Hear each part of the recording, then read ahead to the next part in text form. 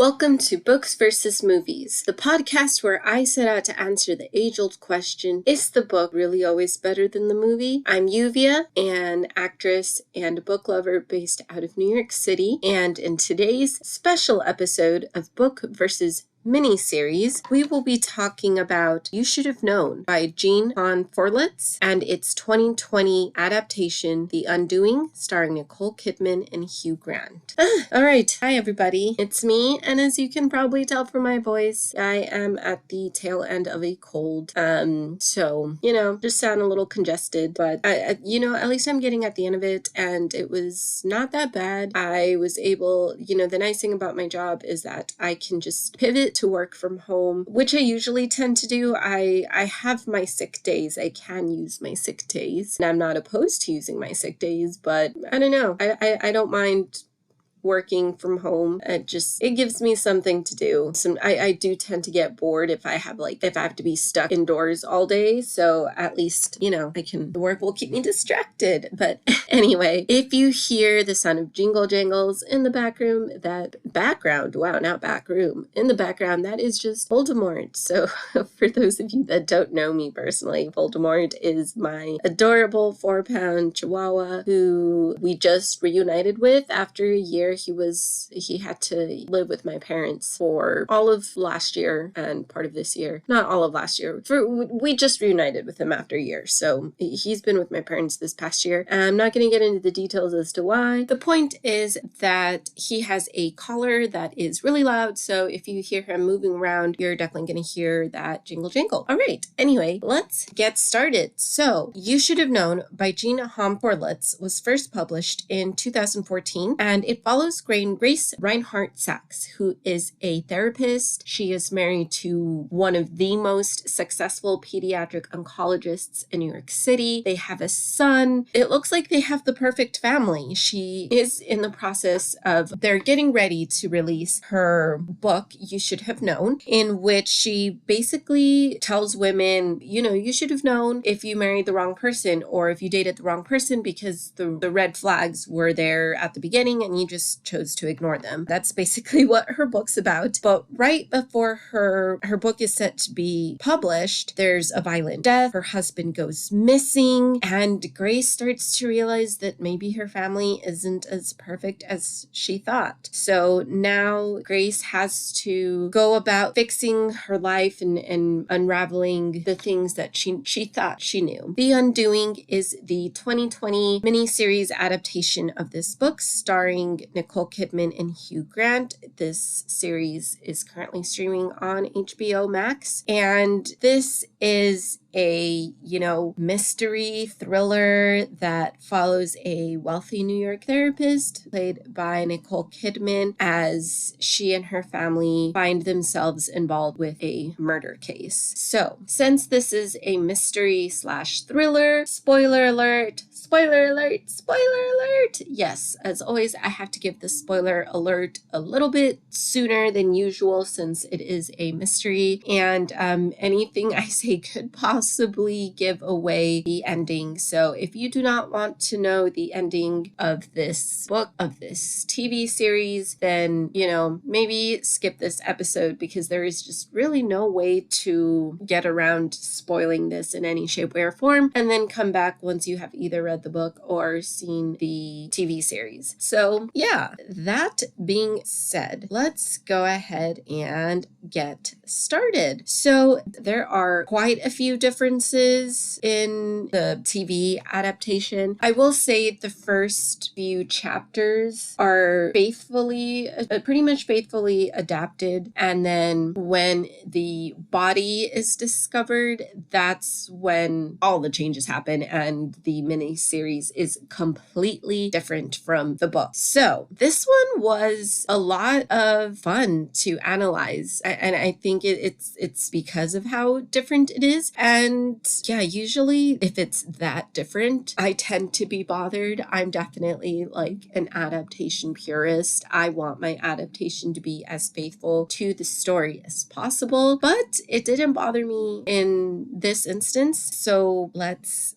go ahead and get started with that. So first thing I want to say is that Nicole Kidman's Grace is wonderful. It is perfection. She finds a way to make her, we root for her, and she, Nicole Kidman is very good at playing like these vulnerable women that find themselves, in like this situation that they weren't expecting, and they're just so naive, and she plays that character very, very well.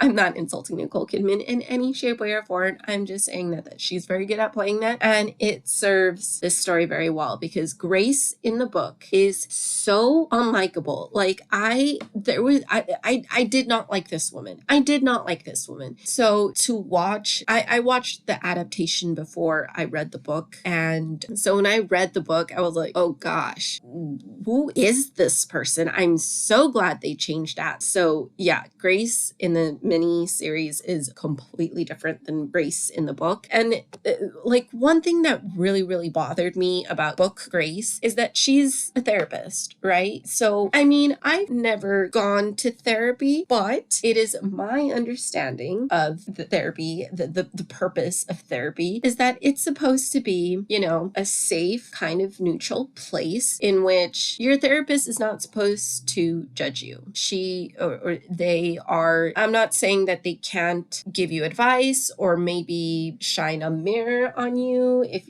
you did something wrong, but that being said, they should not be judging you. You should feel comfortable opening up and saying, no, this book Grace is so judgmental. She is very victim blamey. Like, yes, I mean, her book is literally called You Should Have Known, and it victim blames women that end up in awful situations, whether that be they're married to awful men or they end up dating awful men, and it's their fault because they did not see the red flags. They should have known. And I mean, this is going, I guess that the author was maybe going for like, well, Grace should have known this whole time too, because her husband turns out to be not who she thought he was, whatever. But you can do that without making your characters so judgmental to the point where they are unlikable. Like, this is just, there's nothing redeeming about this character. Even as she goes through her little character arc, no, was not here for it. Hater, let's stick with Nicole Kidman, okay? Because Nicole Kidman actually gave us a character to root for. So yeah, just want to get that off the table. Because anyway, moving on. So yes, we start off with, we're meeting Grace, we're meeting her husband, we're meeting her child. They're all wonderful. They're great. She has the perfect life. This is why she can be so judgmental to those people that don't catch on to those red flags.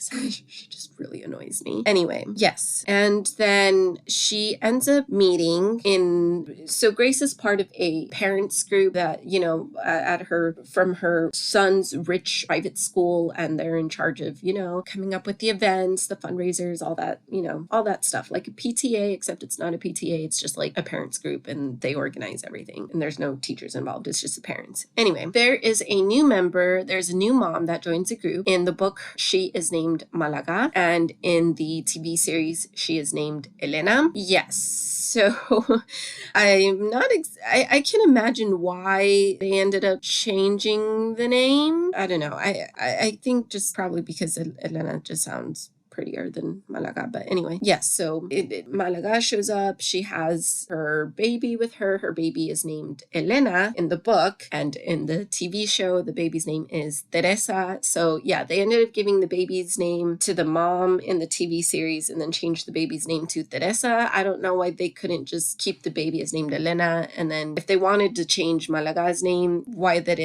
didn't make her Teresa. But anyway, yes, Teresa / Elena and Malaga Malaga/Elena. This might get very confusing, but just know that if I'm referring to Malaga/Elena, that is the adult, not the baby. Okay. Did that even make sense? I don't know. Blame the writers that wanted to make that change for whatever reason. But anyway, the mom joins the new group. The moms are all kind of like taken by her because she's not white. Probably like really there's like this, I think it's just one of those like her son is on a scholarship and she's the one parent that is not white. So I think it's like one of those that the rich white women are taken by her because she's the anomaly and she's gorgeous, she's beautiful. I will say this casting did annoy me. So the Elena Alves, again, this is the mom in the TV series. She is played by Matilda de Angelis, who is of Italian descent. She is not Latina. This is a Latina character. And yeah, so I'm really annoyed by that. You know,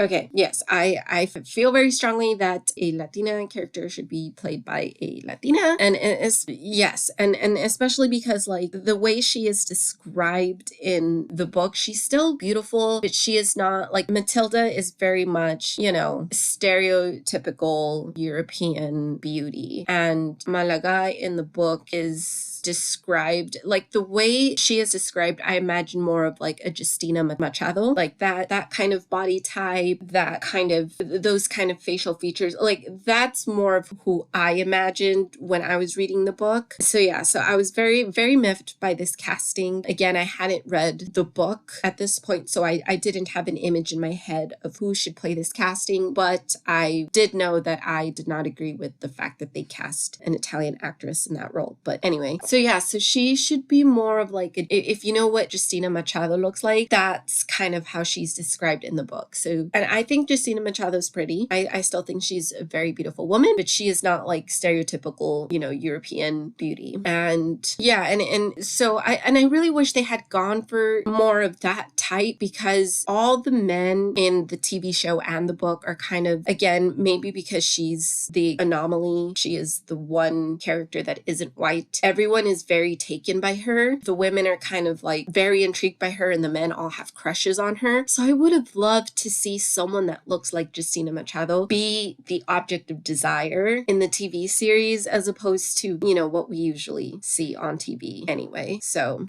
yeah, that's just my gripe of that casting. And again, she's not Latina. But anyway, let's move on with the actual story. So after the timeline in the TV series moves a lot faster than the timeline in the book. So, you know, they meet this new mom and then there's the fundraiser. And then the day after the fundraiser in the TV series, Elena is found dead in her studio, her art studio. In the book, I want to say, you know, they meet her, they have the fundraiser. It's about 4 days later that she's found dead. And I mean, I can see why they sped things along in the TV series. And honestly, that it really didn't add anything having those 4 extra days in the book, because honestly they were just filled with her promoting her upcoming book, You Should Have Known, and kind of just being intrigued by this woman and then she's found dead. So yeah, honestly that could have been trimmed from the book. So yes, after Malaga/Elena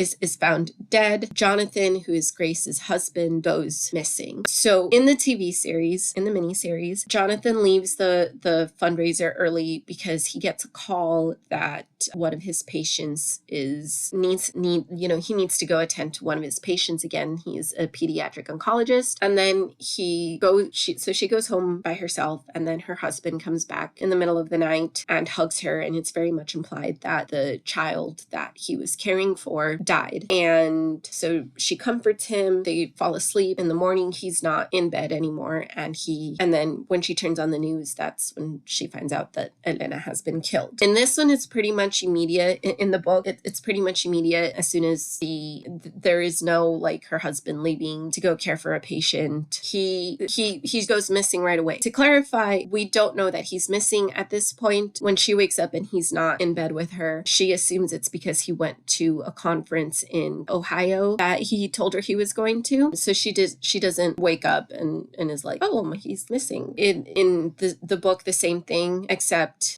because he leaves pretty much right after the fundraiser, and she thinks he's been gone for these 4 days. Once her husband is gone, she doesn't realize that he's missing or run away or whatever until the cops show up and start questioning her about her husband's relationship with Malaga/Elena. And she's just like, I don't know what you're talking about. They don't even know each other. I just met this woman for the first time. And then the cops are like, no, we have proof that they've actually been having an affair. And we are going to do a paternity test on Elena/Teresa, the baby, to determine the paternity because we think that your husband is the father of this child. And in the book, Elena is, on top of having her baby that the police suspect is actually Jonathan's child, she is currently pregnant. So they're also going to do a DNA test on the fetus. In the TV series, she's not pregnant. So yeah. So once all of this happens, she starts trying to call him. She starts trying to get in touch with him. She can't. And then she discovers that his phone was left behind in his nightstand. And she starts consulting with, so that's when she's like, oh, things are very, very, very wrong. So in the book, there's a whole lot that can be trimmed from the book. Honestly, like there is a lot of detail that I felt slowed the book down. So this is kind of where they diverge and become completely different from one another. So I'm going to focus on the book for a little bit and then come back to the miniseries. So she discovers that her husband's phone is in the nightstand and she tries to live a normal life for a while, but eventually the rumor starts getting around that her husband is one of the suspects in her death, in Elena's death. So he eventually, because of all the negative press that's surrounding them, her son is, they kind of suggest that like her son not go back to school. And so she decides to go to their cottage in Connecticut and just, she and Henry, which is the son, just move out there and essentially start a new life. And she reunites with sweetheart that she had when she was a teenager, and they start reconnecting, and she and Henry is just having he starts living a better life out in Connecticut than he ever did in New York. He's so much happier being out there. And then eventually the cops call her back and say that her husband has been found. He was in Brazil, and they have enough evidence at this point to prove that he was in fact the murderer of Elena, and he was the father of the baby and the unborn baby. And so they're planning on extraditing him from Brazil back to the States. And then Grace is like, all right, well, guess I'm gonna live the rest of my life here in Connecticut because we're so much happier and so much better without him, and we're so much happier out here than we ever were in New York. And that's kind of how it ends. Yeah, that does not happen in the TV series. In the TV series, at the advice of her lawyer friend, she goes to her cottage in Connecticut to kind of get her and Henry away from the media circus. While they're out there, Jonathan shows up and says, I didn't do it. And then she calls the cops and they come and arrest him. And then Jonathan hires a lawyer and they start preparing for his trial. Fernando, who is Elena's husband. So Elena/Malaga are married. They have a son with their husband, and then the baby is Jonathan's. So yes, I know that this is a lot of names. I hope I'm not being too confusing.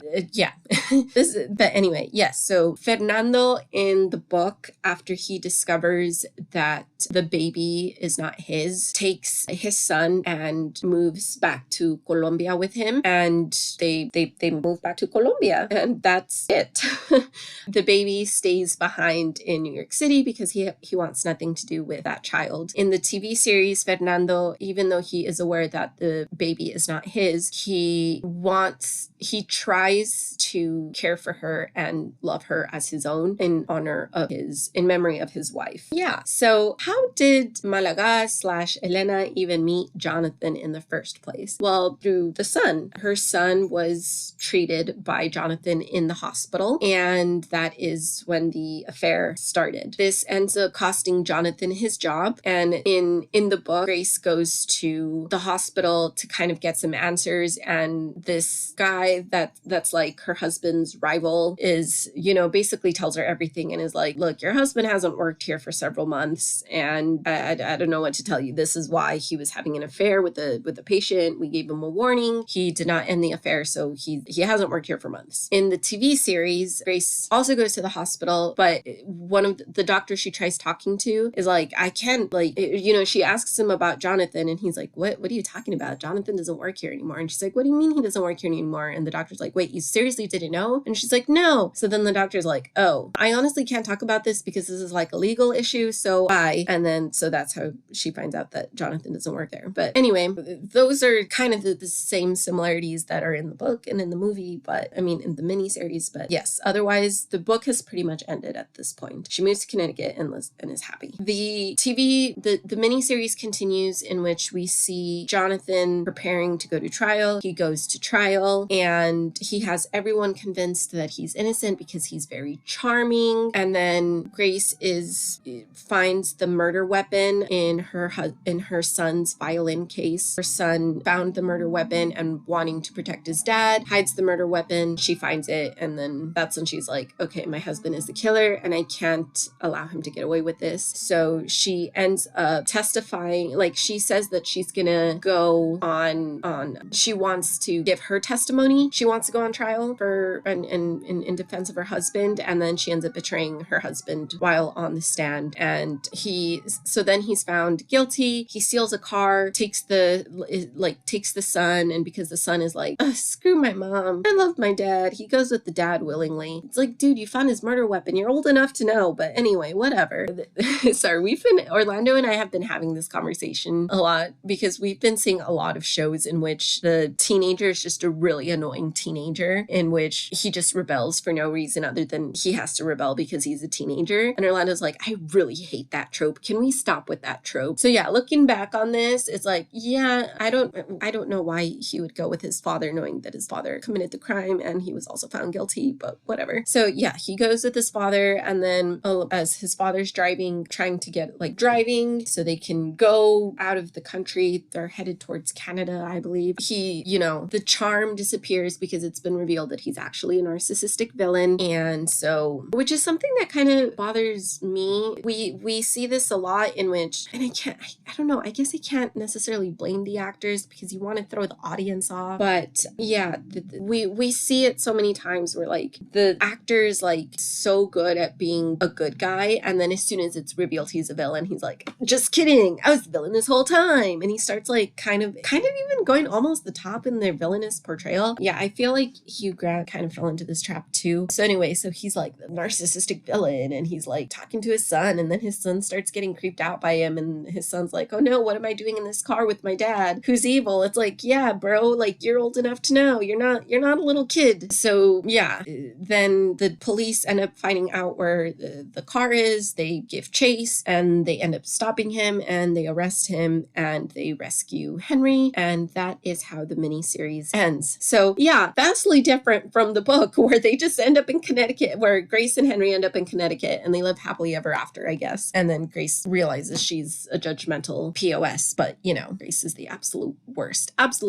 Kudos to Nicole Kidman for not making her like that. So yeah, I'm not saying that, and I also want to say that Hugh Grant didn't do a bad job as Jonathan by any means. It's just an acting choice that I've noticed that's kind of like, I know we're trying to fool the audience, but you don't need to go so over the top villainous. We saw it in Horns, and now we're seeing it here, and I'm sure we'll see it again in the future in some other episode. But yeah, so other minor changes. Obviously, Jonathan in the miniseries is British, since he's played by Hugh Grant. In the book, he's American. He's from Long Island, somewhere in Long Island. And so Grace is under the impression that his family kind of disowned him after he killed their family pet as a teenager, and that's why his family, he just felt like his family never treated him the same after that, and so he doesn't have a good relationship with them. Grace zooms in again, I'm guessing this was more than likely filmed in 2020, since she does a video call with Jonathan's mom, and Jonathan's mom is the one that says, no, he didn't kill a family pet. He was supposed to be babysitting his younger brother, and he was not. His younger brother got out and ended up being hit by a car and died, and he's just always been like that. And we never cut him out of our lives. He cut us out of